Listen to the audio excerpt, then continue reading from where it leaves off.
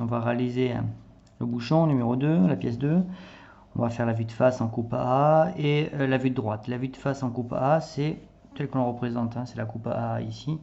Donc ça va être en fait finalement exactement ce que l'on voit, moins les pièces qui sont dessus. La vue de droite, elle, par contre, on ne l'a pas. Il va falloir la déduire. On la déduit de la vue de gauche. Avec la vue de gauche, on voit les extrémités de la pièce. Et de là, on déduit que c'est un hexagone. Il va falloir dessiner l'hexagone. Dans cet hexagone, vous aurez des trous.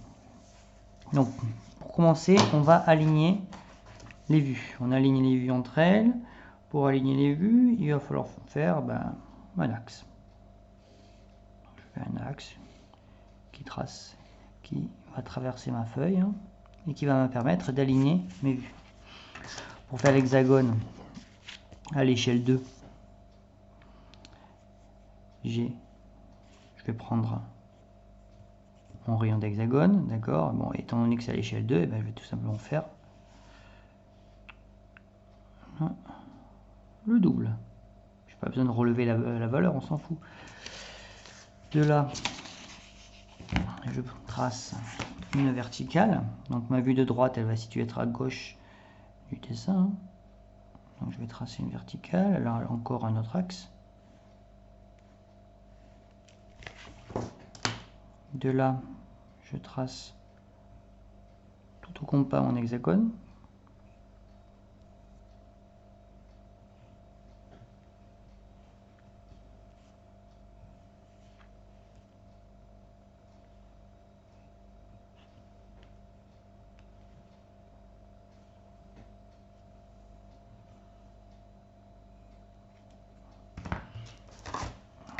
Je relie les points.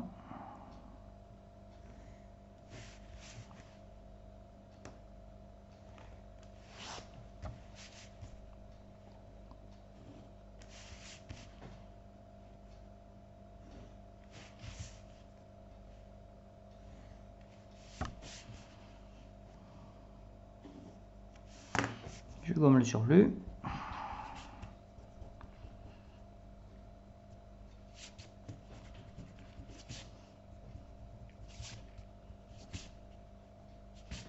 Voilà. Et je dessine maintenant les détails de mon dessin. Les détails de mon dessin, c'est je vois qu'il y a un trou ici. Donc je prends quoi? Et je prends tout simplement le diamètre de mon trou. D'accord? Et le diamètre de mon trou deviendra le rayon. Et j'aurai simplement multiplié par 2 comme ça.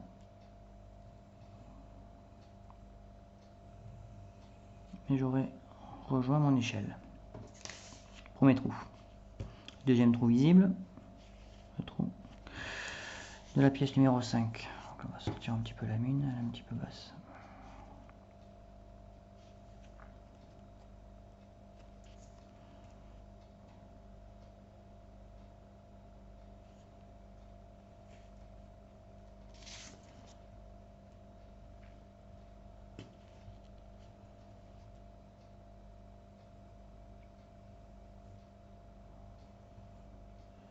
Voilà. Deuxième trou. Enfin, je peux même faire l'arrondi. Hein. Donc l'arrondi, ça va être là encore un cercle. Donc comme tout à l'heure, pour multiplier par 2, je prends le diamètre, ça devient un rayon. On va plutôt faire comme ça marchera mieux.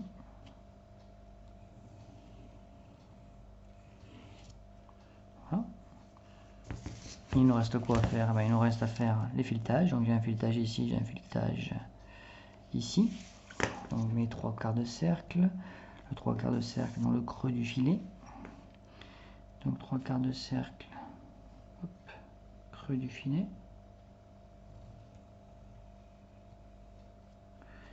3/4 de cercle, creux du filet.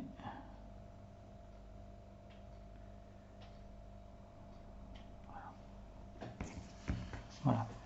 Et là j'ai terminé ma vue des arêtes qui sont directement visibles. On peut maintenant rajouter les arêtes cachées, hein, effectivement. Là c'est pas demandé, on le fait pas. Deuxième vue, la vue de face. Donc là, la vue de face elle est plus complexe, il va falloir faire trait par trait, en mesurant, en décalant, etc. etc. Donc là, c'est forcément plus complexe. Donc on va mesurer.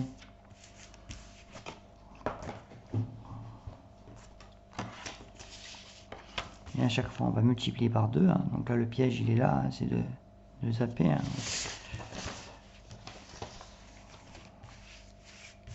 On peut aussi reporter déjà les dimensions extrêmes,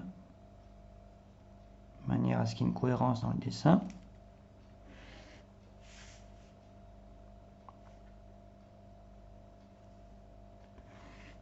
Voilà.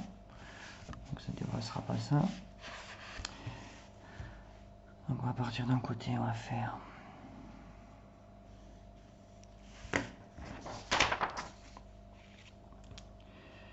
je multiplie par 2, donc même technique, je prends le diamètre, ça devient mon rayon.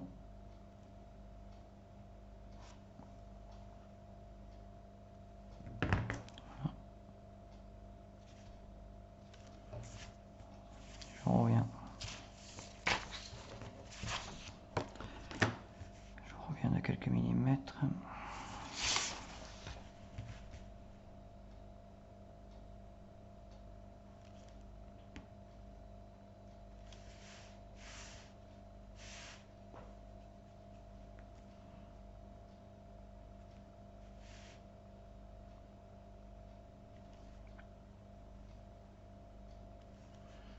Voilà.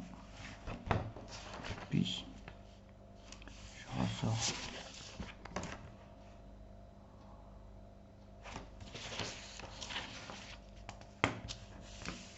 On va le faire au compas, c'est encore plus facile.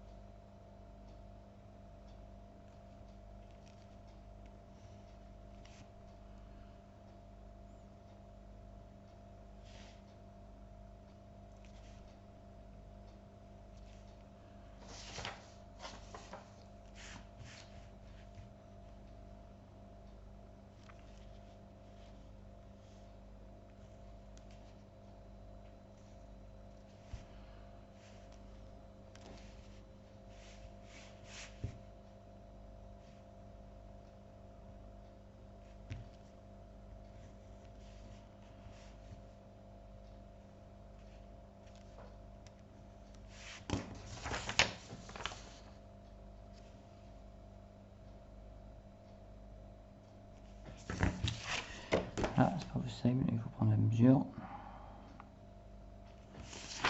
Et on multiplie par 2. Mais là, je suis pile poil. Un peu plus loin.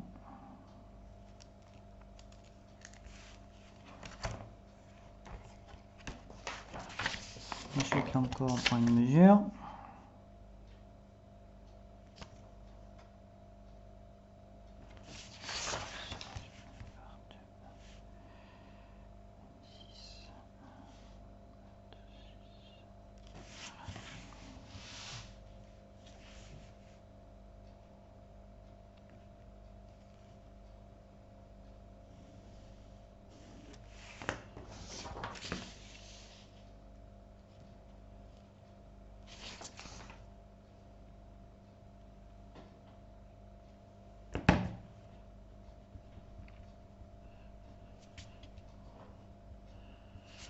Bon là l'arc de cercle on va le faire à la main.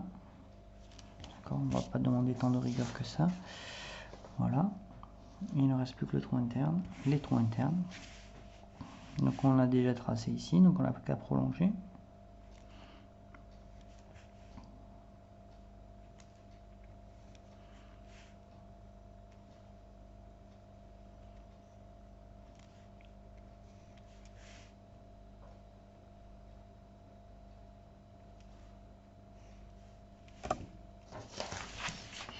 On prend les dimensions, on multiplie par 2.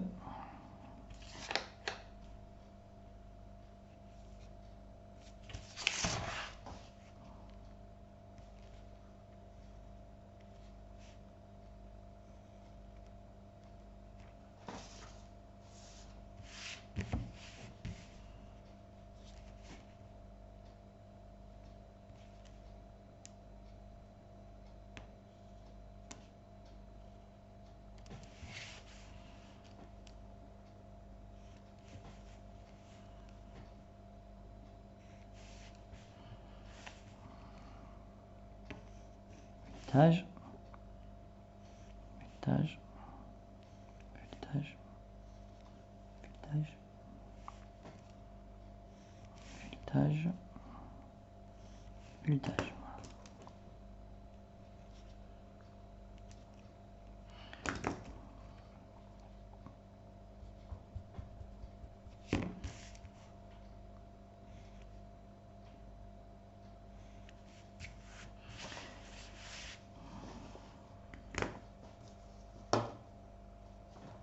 Une dernière arête. Hop.